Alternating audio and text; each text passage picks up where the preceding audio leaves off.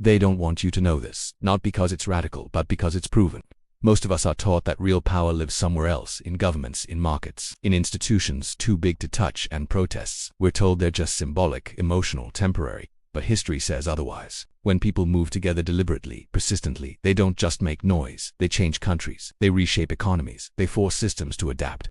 Let's look at how that's actually happened, without violence. Let's start in Armenia, 2018. This wasn't an eruption, it was a withdrawal. Students stopped attending classes. Workers stayed home. Roads were blocked, not burned. Even soldiers joined the protests, out of uniform. The state still had its weapons.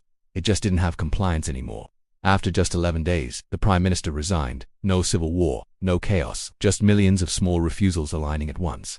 What this shows is that power doesn't vanish when it's attacked, it vanishes when people stop participating in it. Now let's go to India. Between 2020 and 2021, millions of farmers didn't rush the capital. They settled in, they built kitchens, clinics, libraries, entire functioning communities, and stayed for over a year. There were no riots, no escalation, just economic pressure that didn't let up. Transport slowed down.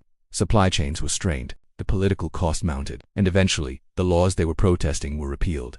This shows us that when large populations apply pressure at economic choke points, policy bends, not because of emotion, but because systems have to keep running. Let's look at Chile in 1988. Chile didn't defeat a dictatorship with force, it defeated it with participation. Years of civil resistance forced a referendum, and instead of anger, the campaign chose optimism.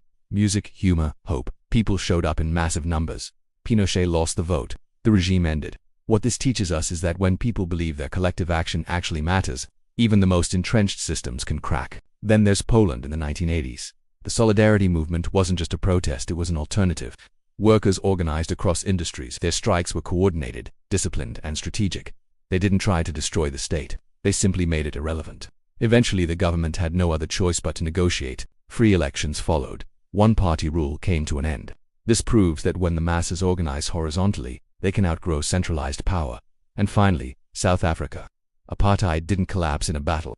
It collapsed under the weight of mass strikes, civic non-cooperation, economic isolation, and sustained popular pressure. The economy simply couldn't function as it was. The system negotiated its own end. What we learn from this is that when people collectively refuse to sustain an unjust system, even the most rigid structures will either adapt or fall. Across all of these cases, the pattern is clear. Mass participation beats heroic individuals. Economic pressure beats spectacle.